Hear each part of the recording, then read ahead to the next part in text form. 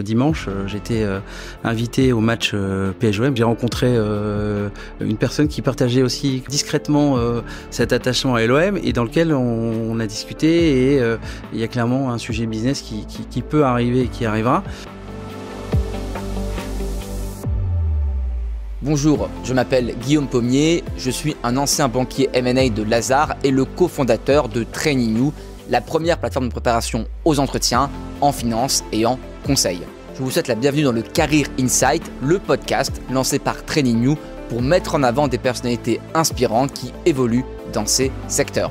Si vous cherchez un stage ou CDI en finance ou en conseil, ou si vous êtes simplement curieux de découvrir ces métiers si particuliers, alors le Career Insight est fait pour vous. Je vous souhaite une bonne écoute et un bon visionnage. J'ai le plaisir de recevoir Monsieur Arnaud Petit. Bonjour Monsieur Petit. Bonjour Guillaume. Monsieur Petit est le président de Edmond Rothschild Corporate Finance, qui est la filiale du groupe Edmond Rothschild, dédiée aux activités M&A et aux opérations capitalistiques de toute nature. On va en reparler. Si ça vous convient, on va parcourir 3 thématiques pendant ce podcast. La première, c'est votre parcours avant votre arrivée chez Edmond Rothschild. La seconde, c'est votre arrivée chez Edmond Rothschild et le développement de la banque depuis cette date. Et la troisième, c'est les tendances du secteur des M&A aujourd'hui. Alors, commençons avec la première partie. Pouvez-vous revenir sur votre parcours ? Oui, alors pour rapidement, déjà merci de me recevoir, ravi d'être là. Pour revenir un petit peu sur mon parcours, je viens du Sud-Ouest, donc j'ai fait ma prépa à Versailles, je suis rentré à l'ESCP en 2000, je suis sorti en 2004, j'avais fait un stage durant l'ESCP chez à l'époque ABN AMRO Corporate Finance qui m'a beaucoup plu, sur lequel j'ai bien accroché et j'ai décidé de poursuivre en tout cas le métier de M&A sur mon stage suivant qui était un stage de fin d'études et j'avais décidé à ce moment-là d'aller plutôt dans un spécialiste, un pur produit M&A et donc c'est comme ça que je me suis orienté vers à l'époque Lazard aux affaires financières où j'ai fait un stage de 6 mois de fin d'études qui a été concluant et dans lequel j'ai été recruté en tant qu'analyste et c'était il y a longtemps donc ça vous parlera peut-être pas mais c'était post-éclatement de la bulle internet et donc il y avait énormément de postes qui avaient été gelés et donc c'était le marché qui commençait à reprendre et on était en tout cas ma promo a été une des premières recrues depuis déjà quelques années chez Lazard donc c'était assez intéressant. Je suis resté jusqu'à 2007. Et 2007, j'ai eu un très bon sens du timing parce que je suis parti de chez Lazard pour aller chez Lehman Brothers, qui à l'époque avait un développement assez impressionnant et qui avait décidé de renforcer la partie européenne parce qu'aux États-Unis ils étaient dans le top 3 et ils avaient monté une très très belle franchise. Et je me suis dit tiens c'était intéressant d'aller voir cette dynamique-là. Par la locomotive américaine et aussi parce que c'était une banque américaine intégrée avec pas mal de produits, là où Lazard était un monoproduit très spécialiste M&A. Et donc, je m'étais dit que c'était intéressant d'aller dans l'environnement anglo-saxon. Et donc, j'ai rejoint l'été 2007 Lehman Brothers. Vous savez tout ça, du coup, c'est un peu moins loin, faillite de Lehman, un an après. Et donc, c'est vrai que ça a été un petit peu dur. Les équipes ont été reprises en Europe par Nomura. Et donc, je suis resté dans la banque. Et puis, je dirais quand le marché s'est rouvert, je suis parti chez Rothschild et compagnie, toujours aux affaires financières, donc toujours sur la partie de large cap. En fait, j'avais testé le modèle de banque américaine et ça correspondait pas trop à ma personnalité et à la manière dont je voyais le métier. Et j'avais plutôt envie de revenir à mes amours qui étaient pur produit M&A, banque spécialisée, pur spécialiste. Et c'est comme ça que je suis arrivé chez Rothschild et compagnie. C'était en 2010 aux affaires financières, toujours sur la partie large cap. Et donc j'ai passé 5 belles années, assez intenses mais très intéressantes. Et fin 2014, j'ai décidé de changer, pas de manière structurante ma carrière, mais quand même même métier, mais j'ai décidé d'aller plutôt sur le segment small et mid cap, avec l'envie aussi de peser un peu plus dans l'organisation. Et c'est pour ça que j'ai choisi une structure qui était en recomposition et qui cherchait à croître sur ce segment de marché. Et donc je suis arrivé fin 2014 dans l'équipe. Alors, il y a beaucoup d'étudiants aujourd'hui qui aspirent à faire du M&A ou de la corporate finance, et j'en reviens à la genèse de votre parcours, vous rentrez à l'ESCP. Comment vous avez découvert cet univers de la corporate finance et qu'est-ce qui vous a séduit au départ dans ce métier? Alors, je vais être transparent, j'y suis arrivé un peu par hasard. Le hasard des stages, en fait, pour être transparent, j'étais président du B2 à l'ESCP, j'avais noué des relations très fortes avec quelques groupes plutôt consumer, et un des groupes consumer avec qui j'avais une attache assez forte m'avait proposé un stage à la direction financière. Je me suis dit que c'était intéressant. Au bout d'un mois, je me suis un peu lassé. C'était un stage qui était intéressant, mais je suis quelqu'un qui est très engagé, très impliqué dans ce qu'il fait et qui compte pas les heures j'aime bien ce que je fais. Et du coup, je me suis senti un peu à 18h, on arrêtait, et si j'avais pas fini ce que je devais faire, ça changeait rien. Je le reprenais le lendemain à 9h. Du coup, j'avais ce sentiment un peu de dire tiens, ce que je fais compte finalement pas tant que ça, et donc j'ai décidé, c'est rare, mais j'ai démissionné de mon stage, et puis une semaine après, un ami du B2 m'a dit tiens, on cherche un stagiaire justement chez ABN AMRO, et c'est comme ça que je suis arrivé en toute honnêteté en M&A, et alors moi ce que j'ai beaucoup aimé, et la raison pour laquelle je me suis dit chouette, j'ai vraiment trouvé ce que je souhaite faire, en tout cas en sortie d'école. Le premier sujet, c'est que j'étais passé par la prépa, on travaille beaucoup et on a le sentiment d'apprendre beaucoup aussi. Et du coup, pendant l'école, j'étais beaucoup impliqué sur tout ce qui était association. Donc ça, c'était c'était un très bon apprentissage. Mais c'est vrai que au niveau cours, j'étais peut-être un peu moins impliqué et ça m'avait un peu frustré.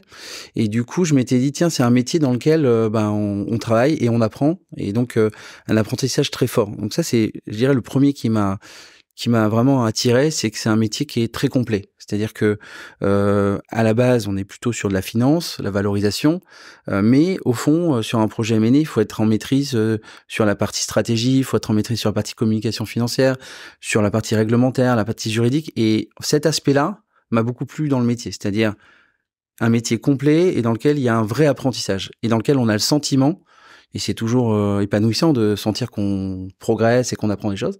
Déjà, ça, c'est le premier point qui m'a vraiment attiré dans le métier. Le deuxième point, c'est le fait que, en tout cas, l'impression que j'avais et qui est confirmée, c'est que c'est un métier dans lequel il faut se remettre en question à chaque année de sa carrière de banquier. C'est-à-dire ce qu'on attend d'un analyste, c'est pas ce qu'on attend d'un associate, c'est pas ce qu'on attend d'un VP, c'est pas ce qu'on attend à la fin d'un VP, d'un MD. Et donc, je trouve que c'est hyper intéressant d'évoluer dans un métier dans lequel on doit se réinventer et on doit à chaque fois développer des qualités pour répondre au mieux aux besoins du poste dans lequel. Et donc, ce deuxième critère-là était pour moi quelque chose d'intéressant parce que c'était vraiment un métier dans lequel on pouvait se projeter. Troisième point, c'est que par rapport à ma personnalité, plutôt quelqu'un d'assez allant, qui aime bien les relations humaines, j'aime bien la rencontre, et donc je suis très porté sur les personnes, et je m'étais dit que ces qualités-là, elles seraient forcément utiles au passage de MD, jusque-là, mais au passage de MD, c'était une force que j'avais à mon avis pour ce grade-là, et donc je m'étais dit tiens, il y a un métier que je peux potentiellement faire toute ma vie. Voilà, et je dirais le quatrième point, c'est que on fait un métier qui s'adresse aux dirigeants d'entreprise, aux créateurs d'entreprise, et donc on a en face de nous des gens qui, dans leur domaine, sont des experts, sont des gens brillants. Et je m'étais dit aussi que d'être à côté de ces gens-là et de les conseiller, on était forcément tiré par le haut, et que toujours dans le même état d'esprit d'apprentissage, c'est par ce fait-là, par l'exigence, par la rigueur qui est demandée, on avait un apprentissage qui était très fort et qui forcément servirait toute la vie. Donc voilà un peu quand je me suis embarqué dans le métier, les raisons pour lesquelles j'ai décidé de me lancer. Après, il y a évidemment, je ne veux pas que les avantages, les inconvénients aussi, c'est que le gros inconvénient qu'on connaît, c'est que c'est des métiers dans lesquels on travaille très dur. Il faut le faire avec passion, parce que si on le fait pour d'autres raisons, on peut pas tenir le choc. C'est vrai que bon, je suis désormais MD, mais je continue à travailler dur. différemment, mais quand un client m'appelle à 21h ou quand un client m'appelle le samedi après-midi, je décroche et je discute avec lui parce qu'il a besoin le dirigeant d'entreprise a besoin d'avoir ce support qui est quasiment 24 heures sur 24, 7 jours sur 7. Donc ça, c'est le gros point noir de ce métier, mais finalement, c'est pas un point noir si ce que vous faites, vous êtes passionné et vous aimez bien évidemment ce que vous faites. Alors, vous avez travaillé à la fois chez Lazare, c'était vos premières années comme analyste, et chez Rothschild & Co quand vous êtes revenu après vos expériences chez Lehman et Nomura en 2010. C'est finalement pas si fréquent que ça de faire les deux. Quelles sont les similitudes et les différences entre ces deux banques qui sont parfois définies comme assez proches? Bah, effectivement, elles sont assez proches. Alors, je dirais que les similitudes...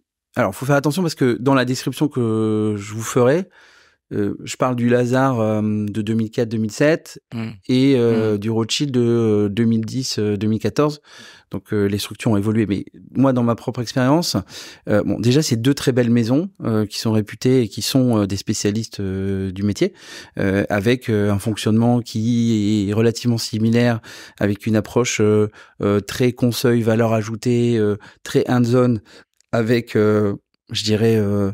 Ce qu'ils vendent, c'est leurs conseils, contrairement aux banques américaines qui sont capables d'aller vendre des produits structurés, des produits de taux, etc.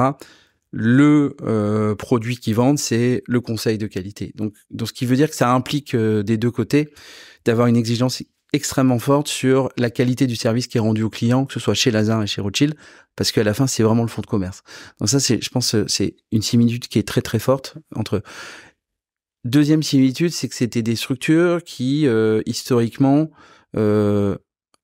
qui l'est plus pour Lazare, mais qui l'est encore pour Rothschild, qui étaient des structures familiales et indépendantes, privées, et qui, du coup, se reflétaient dans la manière de faire le business. Et ça se ressent aussi en interne.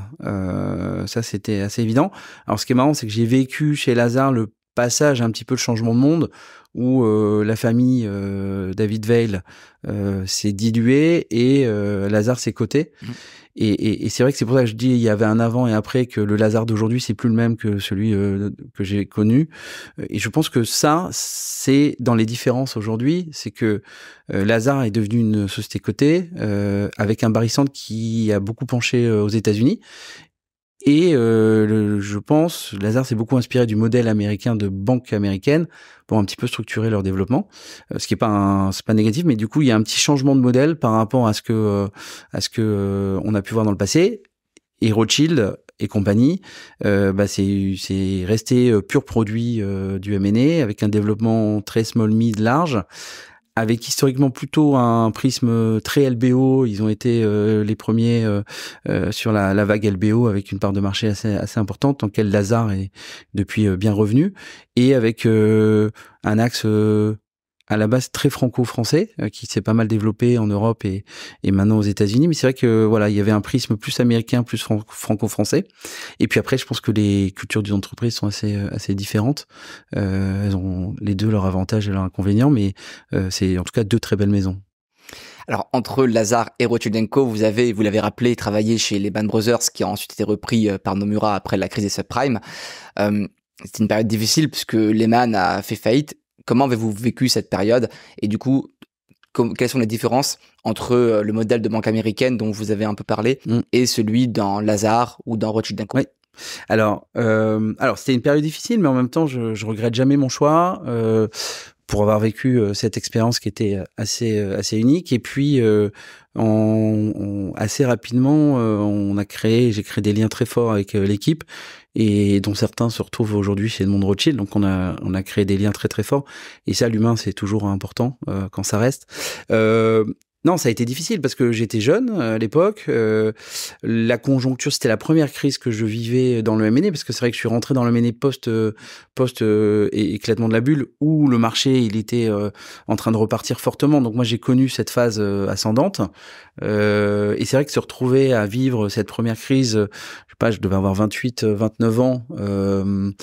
Je venais de demander ma femme en mariage avec plein de perspectives intéressantes, et donc tout d'un coup il y a une espèce de quelque chose qui vous tombe sur la tête, qui est inattendu, de se dire la banque dans laquelle je travaille, en fait, elle n'existe plus, et donc je me retrouve entre guillemets sans emploi dans un marché qui était extrêmement dur parce qu'il y avait, comme on dit dans le métier, des charrettes quasiment toutes les semaines qui étaient annoncées.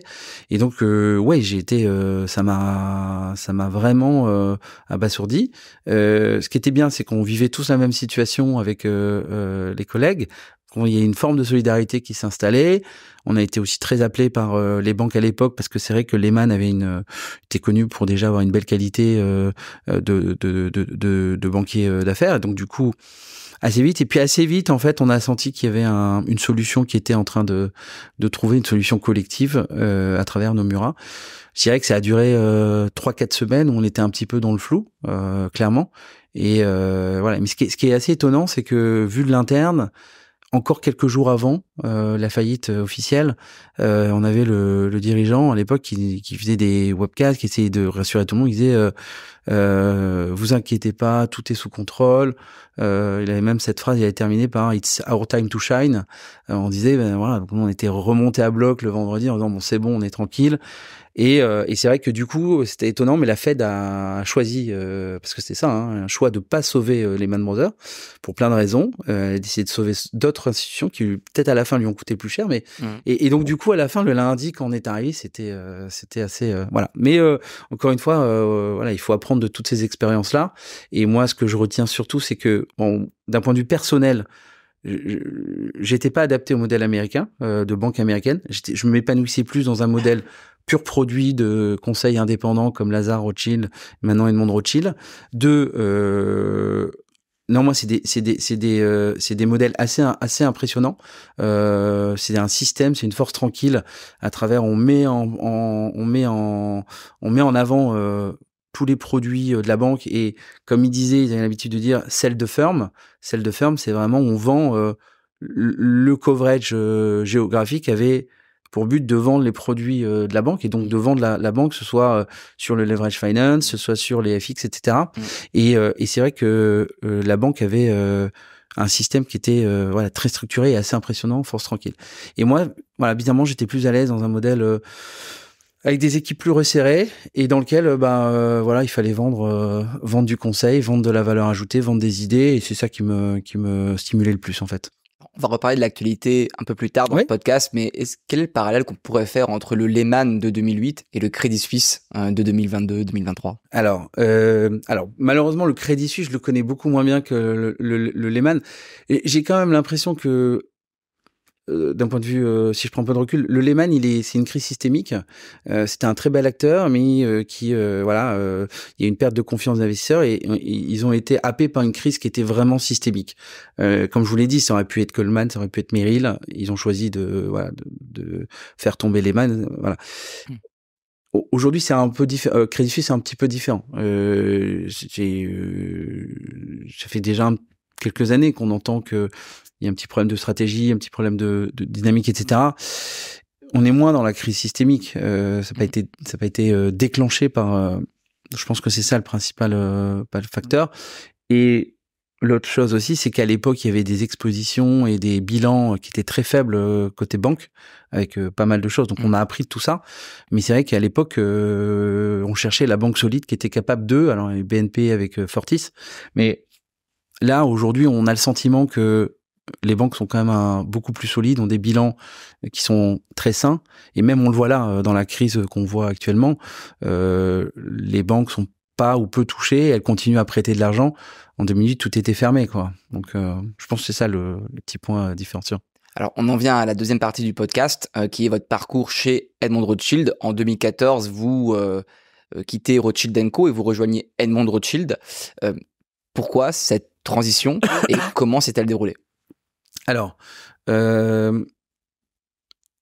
j'avais accompagné ma femme à l'INSEAD à Singapour Donc j'avais pris 6 mois de break. On venait d'avoir notre premier enfant et je m'étais dit que elle avait fait beaucoup de sacrifices et que c'était à mon tour aussi de renvoyer.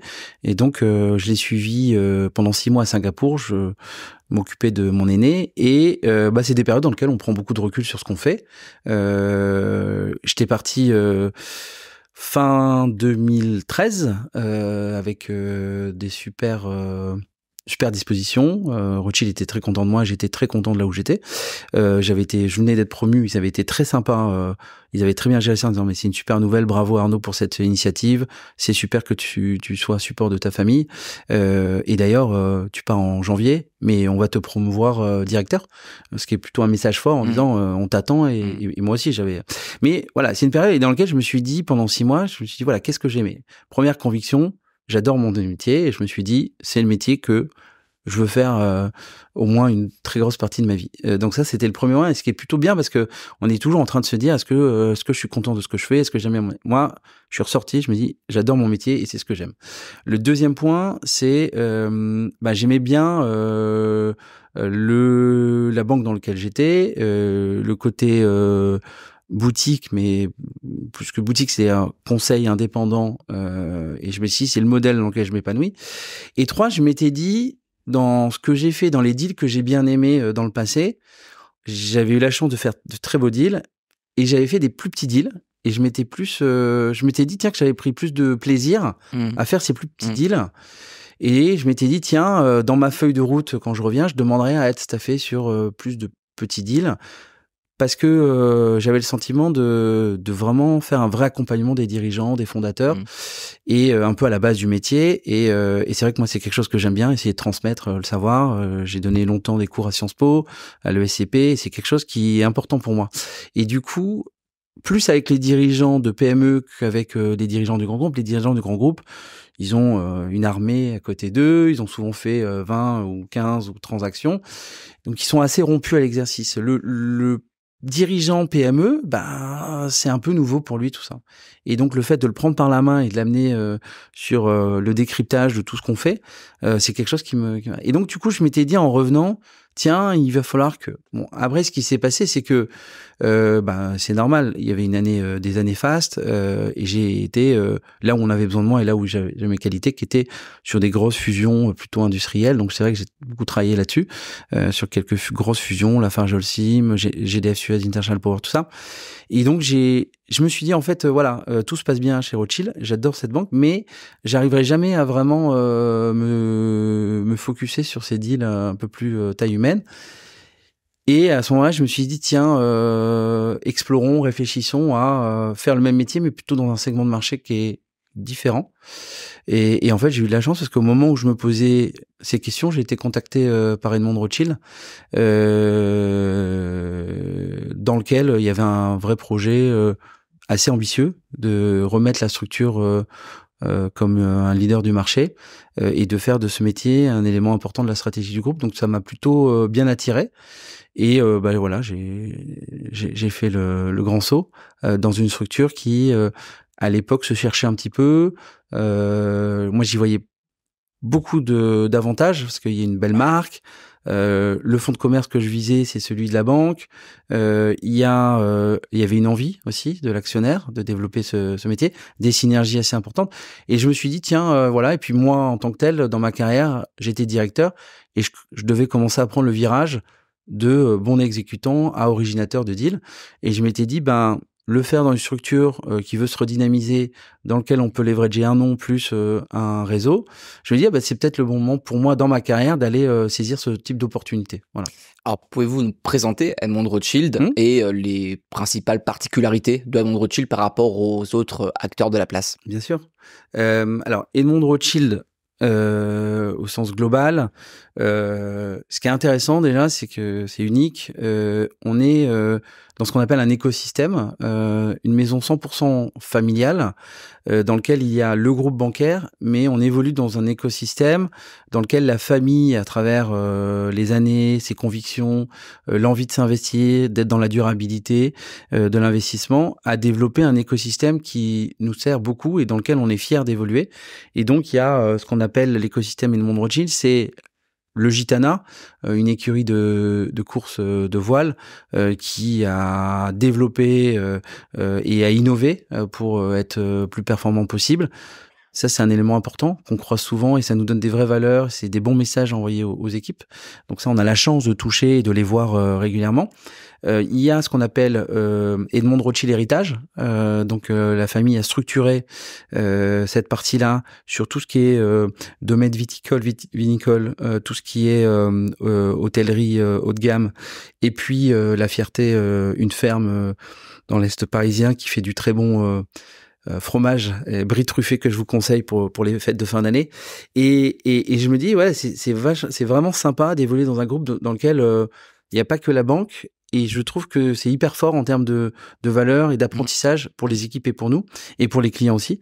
Et en fait, et le dernier point qui est un point extrêmement important, les fondations, qui est une implication, un investissement très fort de la famille pour faire évoluer la société, là où elle peut l'aider, sur la santé, sur l'éducation notamment. Et donc, ça, c'est le groupe qui est porté du coup par des valeurs familiales, long terme, une maison de conviction dans lequel l'investissement est assez important. Et cette envie de faire un investissement et de faire bien évoluer et de mettre à profit et au service toutes ces qualités pour faire évoluer au mieux la société. On le voit aujourd'hui, j'ai la chance d'être un petit peu plus en direct avec Ariane, dans lequel il y a une vraie conviction, une vraie vision, dans lequel elle veut absolument apporter tout ça à la société. Et donc, pour revenir au groupe bancaire, originellement, on est un groupe de banques privées, donc de la gestion de fortune, et dans lequel le groupe a été assez intelligent pour créer beaucoup d'adjacences et de développer des métiers. Quand on a de l'argent, il faut le placer, et donc on le place sur les marchés, donc l'asset management, sur les marchés privés à travers le private equity, qui a été assez novateur et qui a une dynamique assez intéressante, et évidemment l'immobilier, et évidemment le corporate finance, parce que c'est vrai que le fait de proposer le maximum de services à ses clients et à ses prospects, et c'est vrai que la brique M&A, corporate finance, c'est une brique importante pour l'entrepreneur et le chef d'entreprise. Et donc, c'est un position qui est assez unique aujourd'hui sur le marché et qui, je trouve, est assez différenciant. On reviendra plus sur le corporate finance, mais nous, c'est un vrai atout et un vrai avantage d'évoluer dans une maison.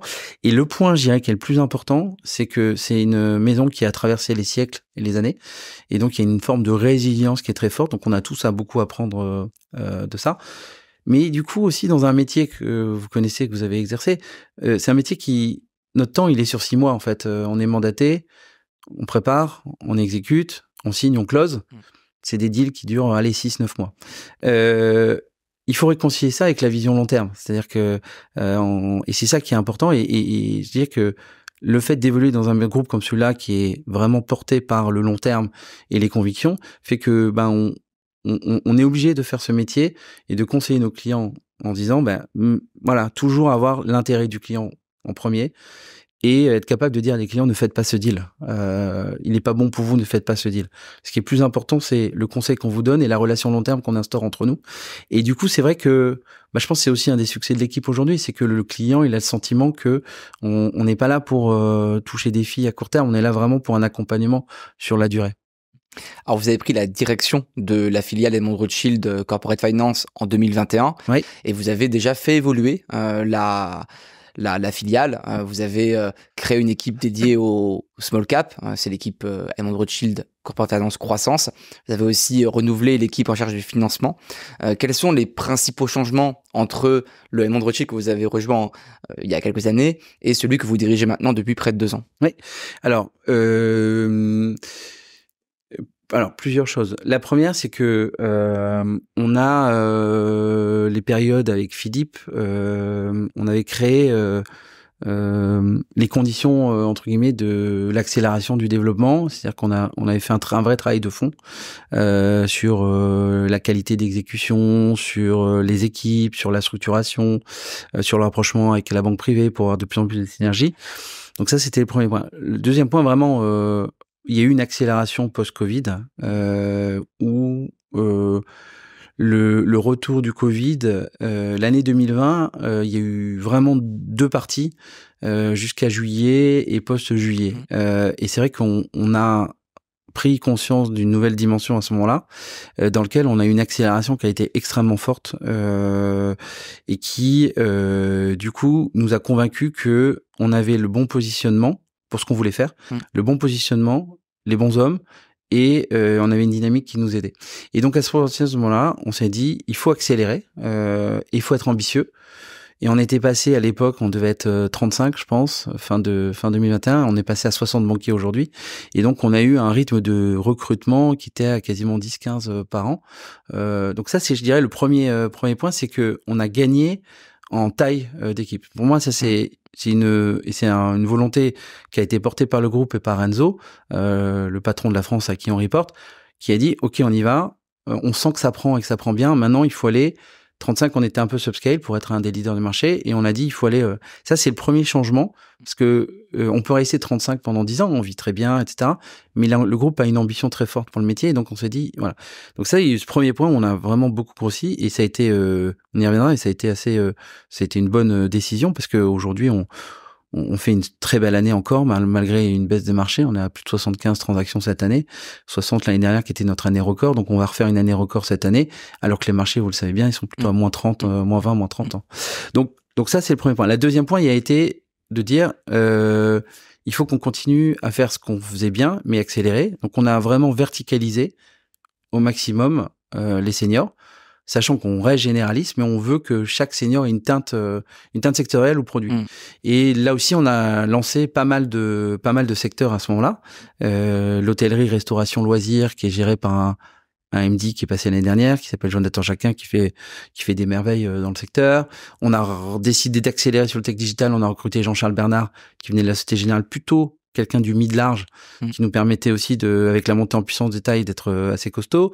On a décidé, comme on montait pas mal en taille, on veut pas délaisser le small cap, ce qui est un élément clair de notre stratégie important. On a essayé de consacrer une équipe dédiée, donc à travers, comme vous l'avez dit, la création de RDCF Croissance. On a eu des réflexions sur la régionalisation, là aussi toujours en cohérence avec le groupe. Le groupe a fait quelque chose qui est assez génial, c'est qu'ils ont mappé le territoire français et il y a une proximité qui est très forte en local et c'est très malin. Ils l'ont fait déjà, ils ont été précurseurs, ça fait déjà pas mal d'années. Et aujourd'hui, on a des bureaux banques privées à Paris, à Lyon, à Marseille, à Toulouse, à Bordeaux, à Nantes, à Strasbourg, à Lille. Ce qui donne quelque chose d'assez fort, un maillage très fort du territoire. Et aujourd'hui, on voit les entrepreneurs, ils veulent du local, ils veulent rencontrer des gens qui partagent, entre guillemets, les problématiques régionales. Et donc, on a décidé d'accélérer là-dessus et de mettre des banquiers corporate finance dans chaque bureau de banque privée. Donc on a commencé par Lyon il y a déjà quelques années et le bureau a beaucoup grossi. On avait recruté 7 personnes, ils sont plus de 12 aujourd'hui. On a décidé d'envoyer quelqu'un de l'équipe à Bordeaux pour ouvrir le bureau bordelais de corporate finance. Donc on a de la chance, c'est un nom qui sonne bien avec le sud-ouest, Jory Guibéry. Il est peut-être à la limite un peu trop dans le nord pour le sud-ouest, pour Bordeaux, mais donc qui part pour développer et on est en réflexion sur d'autres villes. Et l'idée, c'est dans les 18 mois, on va dire, qu'on arrive à bien mapper le secteur. Et enfin, dernier point qui est important, enfin, avant-dernier point, l'avant-dernier, c'est accompagnement de la montée en taille des transactions, parce que historiquement, on était plutôt un acteur du small, very small. On est passé small mid, upper mid et lower large maintenant, dans lequel on a fait pas mal de transactions à plus d'1 milliard, de plus en plus, qui sont en fait des histoires qu'on accompagne sur le 3e, 4e opération. Je pense à Serre, je pense à Magellan, je pense à Lafayette, Maïoli Spindler avec qui on avait un peu travaillé. Donc tous ces grands groupes, c'est des gens qui nous ont fait confiance et qui ont vu qu'on était capable d'élever le niveau sur les standards d'exécution. Et la stratégie, elle est d'avoir un champ assez large de transactions, quelques millions à quelques milliards, mais qu'on soit vraiment l'interlocuteur des deals à 100 millions, qui passent à 500, qui passent à 1 milliard, accompagner l'entrepreneur, le dirigeant sur toute cette vie-là. Et ça a été aussi un élément de stratégie, c'est-à-dire comment est-ce qu'on fait pour augmenter cette montée en puissance, en taille. Faire un deal à 500 millions, c'est pas la même chose que faire un deal à 10 millions. est-ce qu'on est capable de faire? Est-ce que la même personne chez nous peut faire la même? Et ça a été ça, et c'est un des enjeux de la montée en taille des équipes, c'est qu'un deal à 1 milliard, il faut mettre plus d'équipes, voilà. Et donc du coup, voilà. Donc tout ça fait que là, il y a eu pas mal de missions. Et le dernier point que je voulais dire, c'est la recherche de la productivité maximum, de passer le moins de temps sur les tâches à moins forte valeur ajoutée, de passer plus de temps sur des tâches à forte valeur ajoutée. Et on a vraiment maximisé en interne les outils qui nous permettent de gagner beaucoup de temps, que ce soit sur la production des PowerPoint, des Excel, mais aussi dans la gestion des processus. Là, on va beaucoup utiliser l'intelligence artificielle. On a lancé pas mal de projets là-dessus qui, encore une fois, vont pas nous substituer, mais qui vont nous permettre de faire notre métier mieux et d'avoir un service de valeur ajoutée qui soit plus fort.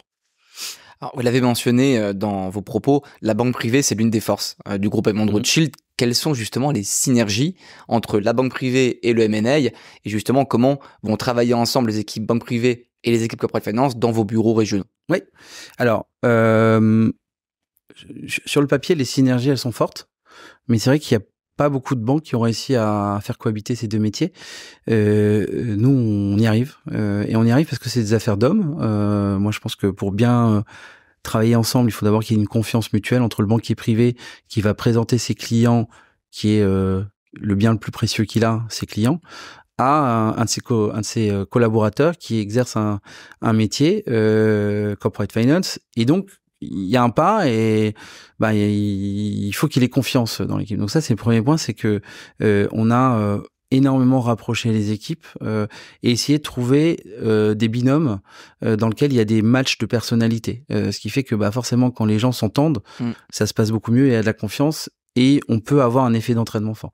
Donc ça, c'était le premier point. Donc cette synergie, comme je vous l'ai dit, c'est banque privée qui a des clients qui un jour se posent la question et qui disent naturellement, écoutez, je vous oblige à rien, mais si vous voulez rencontrer notre équipe, ravi de vous la présenter. Donc ça, c'est une synergie qui est quand même assez importante. La deuxième, elle est à l'inverse, qui est de nous, quand on a des clients qui sont pas connus à la banque privée, d'être capable de les accrocher après un bon boulot, de dire tiens, une accroche sur le groupe, plus seulement avec le corporate finance, mais il a trouvé que le travail était bon, et le client dit tiens, moi j'aimerais bien rencontrer vos banquiers privés parce que il y a un événement de liquidité qui se fait grâce à vous, et donc on met en relation nos banquiers privés avec nos clients, qui permet du coup, et c'est assez sympa parce que ça crée une attache un peu long terme avec l'entrepreneur, le fait, et puis c'est un signe de confiance de dire, j'ai beaucoup aimé, donc je mets mon argent chez vous. Donc ça, c'est la deuxième synergie. La troisième, elle est plus sur des partages d'expertise et de connaissances plus sectorielles, et ce qui permet du coup, nous on aime bien travailler ensemble. Avec l'ingénierie patrimoniale, qui est la troisième source de synergie. L'ingénierie patrimoniale, c'est des gens qui réfléchissent énormément sur tout ce qui est structuration juridique. Et c'est vrai que nous, quand on a des clients entrepreneurs qui n'ont jamais rencontré des avocats pour structurer, ils sont assez contents de profiter de cette expertise. Ça fait partie de la mission qu'on a. Donc ça, c'est la troisième synergie, et c'est un vrai élément différenciant. Surtout, c'est une des équipes les plus réputées en Europe. Ils ont gagné de nombreux. C'est des gens très très compétents et qui voient passer beaucoup de sujets de structuration.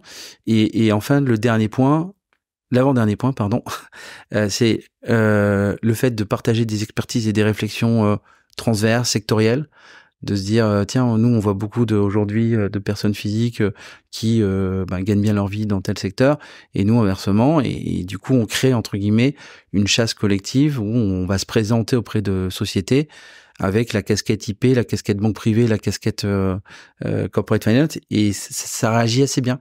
Les entrepreneurs aiment bien avoir finalement de se dire j'ai tout en un, et c'est quand même beaucoup plus pratique dans ce que je veux faire. Donc on a plein de cas comme ça qui fonctionnent bien. Et enfin je dirais le dernier point qui est peut-être le plus important, c'est ce que je vous disais tout à l'heure, c'est que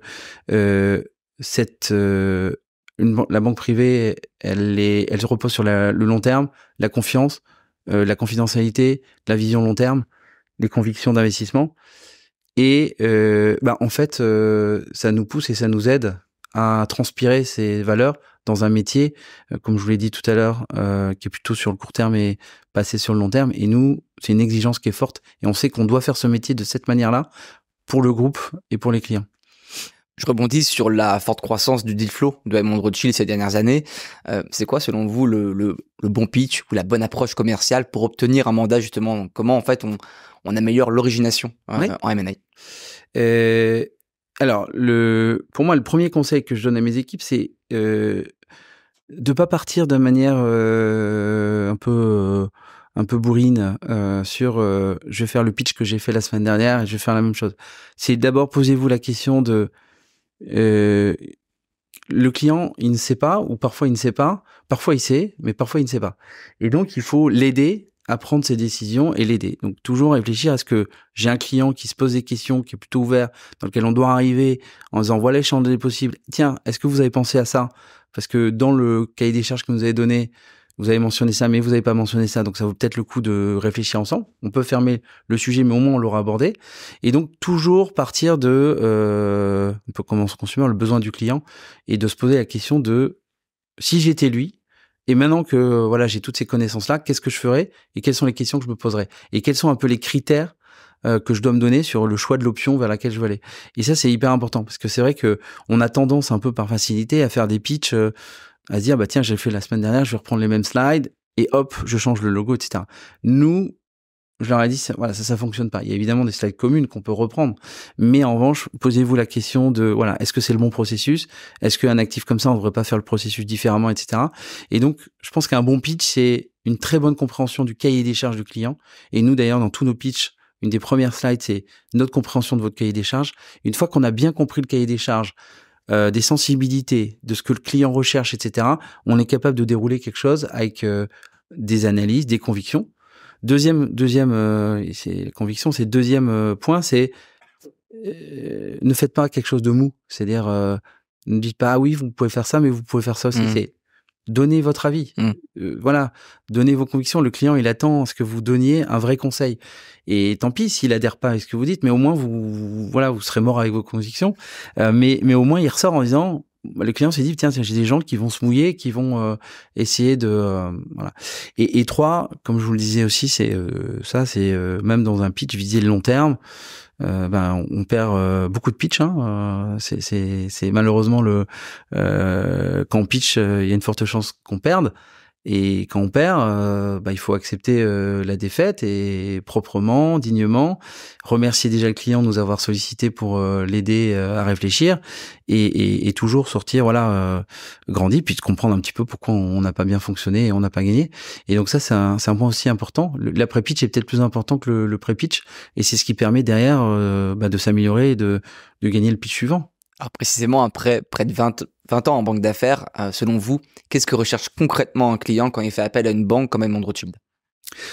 Ce qu'il recherche, pour moi, c'est Edmond Rothschild et les belles structures de la place, c'est un service de qualité. C'est-à-dire que on est, je pense, un service dans lequel on est bien payé en pourcentage de la valeur et des deals. Et ce qui fait que le client, du coup, il a des attentes qui sont très fortes.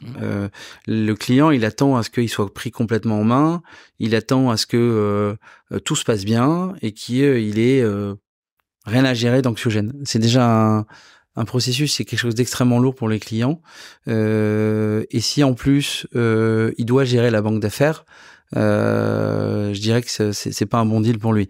Donc il y a ce sentiment et cette nécessité de se dire qu'est-ce que je peux faire pour améliorer le client, mais dans tout, dans le quotidien, et ça, je pense que c'est un point qui est extrêmement important. Le service, c'est plus que la banque, c'est pas seulement faire un mémo, l'envoyer, ça, c'est plus que ça, c'est de mettre le client dans les bonnes conditions. Ça, c'est, je dirais, le premier point. Le deuxième point, c'est on a des objectifs et donc en fait, c'est plus ce qu'on est capable de faire, ce sur quoi on sera jugé, c'est-à-dire que la capacité à délivrer. En tout cas, ce que le client vous a demandé et savoir ce qu'il veut et puis le délivrer. Donc ça, c'est le deuxième point. Et je pense que quand un client donne un mandat à une banque comme la nôtre, il s'attend à ce qu'on lui ait dit en pitch. On pense que votre société vaut 10 fois et qu'on ne revienne pas 4 mois après avec un deal à 6 fois. ou alors il s'est passé quelque chose qui est voilà qu'on peut expliquer, mais en revanche ça c'est quelque chose qui est juste pas possible. Et d'ailleurs nous on est toujours très prudents sur les valos, on donne notre conviction, mais là on a perdu un client, et pas seulement pour le corporation mais aussi pour la banque privée. Donc c'est ça aussi, nous on fait très attention. Donc délivrer ce qu'on a promis et ce qu'il nous a demandé, ça c'est extrêmement important. Et puis après je dirais le troisième point qui est un élément extrêmement fort aussi, c'est évidemment la confidentialité. Il nous transmet, il s'ouvre à nous des informations qui sont les recettes de leur succès. Ils s'attendent à ce que tout ça reste bien cloisonné aux rues Montalivet où on se situe, et que ça sorte absolument pas de là.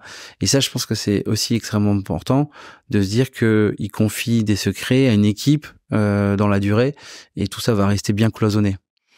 Alors, vous avez beaucoup recruté, vous l'avez mentionné. Nous, on le voit aussi chez Training New. La marque Edmond Rothschild attire de plus en plus d'étudiants pour des stages et de jeunes diplômés qui veulent vous rejoindre en CDI. Qu'est-ce que vous recherchez, vous, en tant que MD et patron d'équipe, chez vos jeunes collaborateurs? Alors, nous, on cherche des gens sympas. Ça, c'est important. C'est un des premiers critères. Pourquoi? Et c'est très sérieux. Systématiquement, on se dit, est-ce qu'on trouve la personne sympathique et est-ce qu'on a envie de travailler avec elle? Pourquoi? Parce que c'est des métiers qui sont très dur, on va pas se cacher, avec beaucoup de pression, des objectifs de résultats qui sont assez élevés, avec des clients qui sont très exigeants, qui sont des chefs d'entreprise, qui sont sous l'eau toute la journée et qui ont juste envie que tout ça avance bien et qu'ils aient des interlocuteurs de qualité en face d'eux. Donc ce sujet est extrêmement important, et je pense que la dynamique de l'équipe, elle se fait aussi parce que les gens s'entendent bien, et comme on dit dans le milieu sportif, le groupe vit bien. Le groupe vit bien dans les vestiaires et en dehors des vestiaires, et c'est vrai que c'est important de partager pas seulement les moments de bureau, de pitch, et puis d'être capable d'aller se prendre un petit verre le soir, de faire pas mal d'événements. Et donc ça, c'est important. Et donc du coup, quand on fait ça, on a envie d'avoir autour de nous des gens avec qui on s'entend bien et sympathique. Ça, je dirais que c'est le premier critère. Le deuxième critère, c'est évidemment d'être passionné déjà. Alors vous allez me dire, mais quand on n'a pas fait de stage, on peut pas être passionné. Mais déjà d'avoir monté de l'intérêt, de la curiosité. C'est-à-dire que moi j'aime bien, et c'est pas le fait de travailler ou pas, c'est j'aime bien quand les gens arrivent et ont déjà une bonne idée du métier, qu'ils ont passé quelques coups de fil à des gens qui se sont renseignés auprès des stagiaires, qu'ils ont compris que le métier c'était à peu près ça. Alors l'image elle est pas forcément fidèle, mais au moins d'avoir fait cet effort-là. Ça veut dire quoi? Ça veut dire que il y a un intérêt vraiment proactif, et c'est pas le stage en M&A, c'est très bien sur le CV et j'ai envie de ça. C'est vraiment, est-ce que tu as envie de découvrir ce métier? Est-ce que tu as envie de le faire? Et ça, c'est, comme je le disais tout à l'heure, c'est la passion et l'intérêt fort du métier fait que les côtés un peu négatifs du métier qui sont de la pression et des horaires assez lourds, fait que ça passe bien, parce que quand effectivement on aime bien ce qu'on fait, c'est un peu moins gênant de le faire tard le soir que de faire quelque chose qu'on n'aime pas. Donc ça, c'est le deuxième point. Après, le troisième point, on a des exigences fortes sur le fait, et ça rejoint un peu le deuxième point, d'avoir des gens qui ont bien travaillé la technique. On fait quand même un métier de technicien, et la technique, c'est aussi une manière de tester la motivation des gens. C'est-à-dire que vraiment le conseil que je vous donne, et d'ailleurs que moi j'avais pas suivi à l'époque, j'ai eu de la chance de rentrer chez Benamro et chez Lazare, mais vraiment la finance, la technique, c'est extrêmement important, très très important. Parce que pas seulement sur le fait de c'est un bon technicien, mais surtout que ça envoie une image très forte de motivation. Et enfin, dernier point, des gens curieux, parce que on est un métier qui évolue très vite, des secteurs qui évoluent très vite, et donc il faut certes tout le temps être ouvert sur le monde et se poser des questions sur aujourd'hui les investisseurs ils adorent le green. Il y a 2 ans, c'était plutôt la santé. Il y a 4 ans, c'était les crèches. L'année dernière, c'était les vétos. Vous voyez, et donc, faut toujours se poser ces questions-là et anticiper un peu ce qui va se passer. Et pour ça, il faut être curieux et ouvert. Quel serait le conseil que vous donneriez à un étudiant, un candidat, qui veut un stage chez Edmond Rothschild? Le conseil que je donne, c'est de parler avec des gens qui ont fait des stages en banque, et de vraiment privilégier ce canal-là, d'avoir un vrai feedback des gens qui sont passés par là. Si possible, s'ils ont contact avec des anciens, des écoles, des gens qui sont encore banquiers d'affaires, d'essayer de leur prendre une demi-heure pour les faire parler sur leur métier, etc. Pour se convaincre ou pas du fait que c'est fait pour eux, et deux, d'être plus percutant et plus pertinent au moment de l'entretien. Alors nous allons passer à la troisième partie de ce podcast, l'actualité du secteur et les tendances des M&A. Le secteur, il fait face à un environnement un peu plus difficile au niveau macroéconomique, c'est assez incertain. Au niveau géopolitique, on a des tensions, évidemment liées à la guerre en Ukraine, mais aussi liées aux relations entre les États-Unis et la Chine. On a un monde avec l'inflation qui est revenue, avec des taux d'intérêt qui sont montés. Quelle est votre analyse de la situation actuelle ? C'est le moment où je dois partir là, non? Non, mais tout ça est vrai. Tout ça est vrai. La macro-éco, on est sur des métiers qui sont cycliques, hein, le M&A. Ça, c'est les grandes masses. Métiers cycliques. Le marché l'année dernière s'est retourné. Il y a eu un point d'inflexion en mai-juin 2022, assez corrélé à la guerre en Ukraine et l'inflation, l'augmentation des taux. Donc tout ça a fait que il y a eu un grippage. Cette année, c'est moins violent que l'année dernière, mais ça reste quand même des chiffres en baisse. Alors, suivant les sources, on est à moins 20, moins 30 en volume, et en valeur, on est plutôt à moins 40, moins 50. Donc c'est des chiffres qui font effectivement peur. Après, plusieurs choses. La première, c'est que, quand on rentre un peu dans le détail, les segments et les sous-segments sont pas tous touchés de la même manière. Le premier point, c'est que le small, le mid sont assez épargnés, et même très épargnés, versus le large. Le large est quand même pas mal bloqué sur notamment les sujets de financement. Parce que quand on commence à avoir une taille de transaction, ça devient plus compliqué à financer. Donc, le small mid cap reste quand même assez dynamique. Premier point, assez épargné. Il y a des dynamiques sectorielles qui sont assez différentes. C'est-à-dire que il y a des secteurs qui continuent à bien fonctionner et avoir un appétit fort des investisseurs. Donc typiquement la santé, le tech digital, mais pas sur la partie venture, plutôt sur la partie assez visible, soft avec peut-être un peu de baisse en valo, mais à la fin c'est des deals qui se font et qui se font dans des bonnes conditions. Des plateformes de santé aussi, ça fonctionne toujours très bien. Donc des dynamiques et des réalités qui sont assez différentes en fonction du secteur, dans lequel il y a pas mal de secteurs qui sont dynamiques. Donc ça, c'est intéressant. 3, le financement est là. C'est-à-dire que contrairement en 2008, on n'avait pas de financement. Et même à 8, 9, 10%, c'était compliqué. Là, aujourd'hui, on a du financement. Parce que les bancaires ont des bilans qui sont très sains, et deux, parce que il y a les prêteurs de dette privée qui ont pris énormément de parts de marché, qui ont levé des fonds et qui sont là pour financer les beaux LBO. Donc on a troisième point, on a un marché qui est pas bloqué par le financement, qui est quand même quelque chose d'assez différent par rapport à 2008, et ce qui permet du coup de pas bloquer les belles transactions. Et le quatrième, c'est on a un marché qui est assez écarté et qui est assez dual. C'est-à-dire qu'on a une partie du marché, des beaux actifs, comme je vous l'ai dit, sur des beaux secteurs, etc., qui partent même parfois plus cher qu'il y a 2 ans, parce qu'il y a un effet de rareté, donc il y a des investisseurs qui veulent et qui se battent, donc il y a un effet de rareté qui fait augmenter le prix des très beaux actifs. Je crois que de mémoire, j'ai une stat, c'est je crois 20-25% des deals se font au-dessus de 15 fois, et inversement 20-25% des deals se font au-dessous de 7 fois. Donc, ce qui montre bien un écartèlement qu'on n'avait pas forcément ces dernières années, où c'était un peu plus ramassé. Et donc ce qui fait que oui, il y a encore de la dynamique sur ces actifs. Donc le marché est pas mort. Je pense que c'est surtout les gros qui se font plus ou moins. Et des secteurs qui sont un peu fermés aujourd'hui. Le e-commerce c'est compliqué, le consumer c'est compliqué, mais il y a d'autres secteurs qui compensent. Donc l'activité d'Edmond Rothschild n'est finalement pas si impactée que ça aujourd'hui par l'environnement. Honnêtement, je serais malhonnête de dire qu'on n'est pas impacté. Alors, il y a plusieurs réalités. On va faire cette année un peu moins de 75 transactions. L'année dernière, on a fait 60. Donc, si on calcule, on dit, il y a une forte augmentation et c'est quand même pas mal. Donc, oui, c'est génial. Et honnêtement, je suis très fier du travail des équipes qui se sont accrochées pour se battre contre ce marché un peu anxiogène. La caractéristique, c'est qu'on a des deals un peu plus petits et il y a un fil moyen qui baisse un peu parce que des deals plus petits, parce que les valorisations sont plus dures à aller chercher. Donc, ce qui nous impacte, nous, c'est que on sort les deals. On a pas mal de mandats. En revanche, ça prend plus de temps. Et souvent, ça se fait à des valorisations qui sont moins élevées. On commence à sentir la baisse des valorisations. Et donc forcément, vu que on est payé en fonction de la valeur, ça nous impacte un petit peu. Mais honnêtement, je suis très fier de ce qu'ont fait les équipes, parce que sortir 75 transactions dans ce contexte de marché, franchement, comme dirait un ancien président, si on me l'avait dit, j'aurais signé. Hein.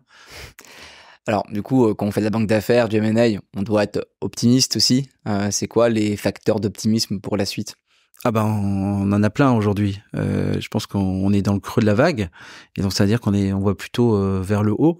Non, sincèrement, je pense que le marché a pricé quasiment toutes les mauvaises nouvelles. Ce qui est dur quand on est dans des points d'inflexion de marché, quand on est sur des marchés haussiers, la période dans laquelle les investisseurs commencent à factorer toutes les mauvaises nouvelles, elle est très difficile parce qu'elle est incertaine. La finance n'aime pas l'incertitude, parce qu'il y a un effet de contagion où tout le monde se dit « Ouh là là, faut arrêter d'investir ».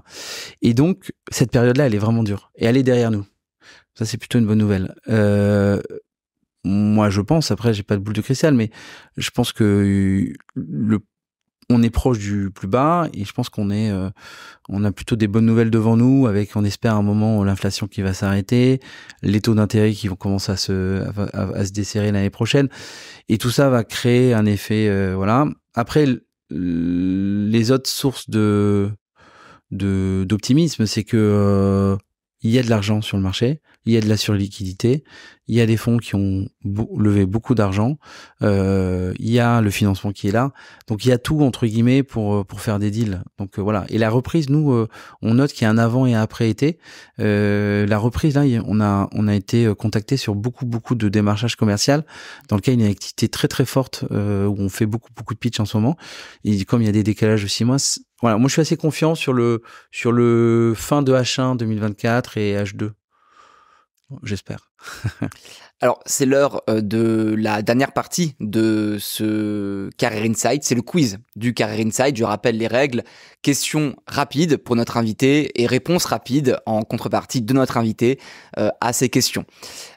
Monsieur Petit, on y va. Vous étiez stagiaire au début de votre carrière. Vous êtes aujourd'hui MD et patron de l'une des banques d'affaires les plus prestigieuses de la place. C'est quoi la recette en un mot ? Aimer ce qu'on fait. Le réseau, ça se construit dès le début, et j'ai des clients avec qui j'étais stagiaire en banque. Et 3, toujours être ouvert à des rencontres. Votre meilleur souvenir professionnel ? Un de mes meilleurs souvenirs professionnels, c'est le recrutement de l'équipe de Lyon chez Edmond de Rothschild. Pour 2 raisons. Un, l'équipe est exceptionnelle. C'est un vrai succès chez nous. Les personnes qui la composent, sont vraiment ravies. Et 2, surtout, c'est que c'est la période où on a recommencé à se développer fortement. On a une baisse d'effectifs parce qu'il fallait le faire. Et c'est vraiment le premier move stratégique très fort de développement, dans lequel on a récupéré 8 banquiers. On était 22, on est passé à 30. Et on est reparti, entre guillemets, sur une dynamique de croissance et développement très fort. Donc, c'est un souvenir assez fort, ouais. Votre pire souvenir professionnel ? Mon pire, vous l'avez compris, c'est peut-être le dimanche soir. Le dimanche soir, quand j'ai un call, on a une visio avec les équipes de Lehman Brothers qui nous informent du fait que la société fait faillite, et que on n'a plus de job, on sera plus payé à la fin du mois. Et c'était rude, c'était très rude, très très rude. D'ailleurs, on a fait nuit blanche. On a parlé, on avait besoin de parler tous ensemble. Et on a fait nuit blanche, et le lendemain on est parti à la banque le matin, on savait pas ce qui se passait, récupérer nos affaires, etc. Et puis finalement après ça a été bien pris en main par le management, mais ouais, c'était dur. Après coup, on n'y voit que du positif parce qu'on apprend, mais sur le coup c'était dur. Pardon, c'est pas très je devrais faire plus court, non ? C'est très bien. Le plus beau deal que vous avez fait ? Voilà, je vais me faire des ennemis, parce que si je cite un deal, mes clients ils vont pas être contents. Non, beau deal, moi qui a un aspect affectif fort, je dirais que c'est le deal serbe qu'on a fait en 2016-2017. Pourquoi ? Parce que c'était c'est une aventure incroyable. C'est une société qu'on a accompagnée, on a fait 4 opérations avec eux, et qui nous a permis aussi de rentrer dans le secteur de la santé, qui est un des secteurs forts de l'équipe. Le dirigeant est exceptionnel, l'entrepreneur est exceptionnel. Et donc, ça a été un deal pour moi qui a une valeur affective assez forte et symbolique, parce que je pense que ça nous a pas mal servi sur la dynamique de l'équipe. Le deal le plus difficile que vous avez fait rencontrer? Difficile, complexe, mais joli après, parce qu'on se dit qu'on a réussi à le faire. C'est Maëlys Spindler a racheté les actifs de Ipsen Consumer Healthcare, et c'était difficile et complexe. On a conseillé Maëlys Spindler, qui est un très beau groupe familial, dans l'ouverture de capital pour financer l'acquisition auprès de deux fonds. On les a accompagnés sur l'acquisition d'Ipsen Consumer Healthcare, et on les a accompagnés sur la levée de financement bancaire pour financer cette acquisition. Le tout face à un gros corporate coté qui a des exigences et une gouvernance, voilà. Et en plus dans le cadre d'un carve-out spin-off. Donc c'était parmi, je pense, les plus complexes qu'on ait fait en année. Ça nous a pris beaucoup de temps, mais on est fiers de ça, parce que j'ai revu et je revois, c'est un super deal qui marche très bien. Et on pense qu'on a vraiment une valeur ajoutée là sur ce deal-là, et la capacité à mener tous ces combats de front, l'ouverture de capital, l'acquisition et la levée de fonds. Je me suis dit, ça y est, l'équipe elle a bien grandi. L'anecdote dont vous n'avez pas beaucoup parlé, que vous aimeriez nous partager aujourd'hui? Plus qu'une anecdote, c'est plus un conseil que je donne, et je donnerai une anecdote qui est attachée à ça. C'est ne pas oublier aussi que on est un métier de réseau, et réseau dans le bon sens du terme, c'est-à-dire qu'il faut être ouvert à la rencontre et rencontrer des personnes et découvrir peut-être des points de convergence business. Et c'est vrai que le conseil que je donne, c'est pensez à avoir des passions, pensez à avoir à pas sacrifier votre vie personnelle et assumer vos passions. Moi, je vous livre une petite anecdote qui va peut-être me faire perdre la moitié des personnes qui regardent ce podcast. Je suis supporter marseillais de l'Olympique de Marseille, et pas plus tard que dimanche, j'étais invité au match PSG-OM, qui a été assez douloureux pour moi, mais néanmoins plutôt bien, parce que j'ai rencontré une personne qui partageait aussi, on était rares, pas beaucoup de Marseillais au Parc des Princes, qui partageait discrètement cet attachement à l'OM, et dans lequel on a discuté, et il y a clairement un sujet business qui peut arriver et qui arrivera. Et donc voilà, la conclusion et l'anecdote, c'est en fait le moindre sport, rencontres, théâtre, etc. Soyez ouverts à la rencontre. C'est comme ça aussi que se construit le réseau et le business. On fait souvent des belles rencontres au Parc des Princes. Ma dernière question. Oui. Le conseil que vous donneriez au jeune Arnaud Petit qui étudiait à l'ESCP au début des années 2000? D'étudier à l'ESCP. Non, mais en gros, ce que je veux dire, c'est que j'ai été énormément impliqué dans les associations. Il y avait une vie à l'ESCP qui était très forte.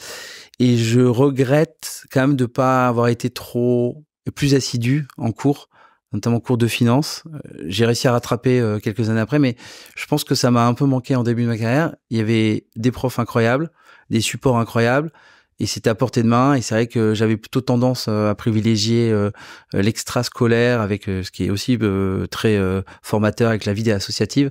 Et c'est vrai que j'aurais gagné à être un peu plus assidu en cours. J'ai eu des très bonnes notes, mais c'est vrai que la début de carrière fait que on est mieux quand on commence son début de carrière en ayant des connaissances techniques très fortes. L'avantage maintenant pour ceux qui sont pas très studieux à l'école, c'est qu'à Training You pour vous aider, et toutes nos formations, on est très heureux de vous accompagner. Merci beaucoup Monsieur Petit d'avoir accepté l'invitation et de nous avoir partagé votre expérience. Merci à vous d'avoir suivi ce podcast, et on se retrouve très vite pour d'autres podcasts. Merci d'avoir suivi ce podcast. Je vous donne rendez-vous le mois prochain pour le prochain épisode. En attendant, n'hésitez pas à vous abonner à notre page YouTube pour retrouver tous les épisodes du Career Insight ainsi que nos webinaires, à suivre nos pages LinkedIn et Instagram pour être au courant de l'actualité financière et du conseil, et à vous abonner à notre plateforme Training You si vous êtes en recherche de stage ou de CDI pour booster votre préparation.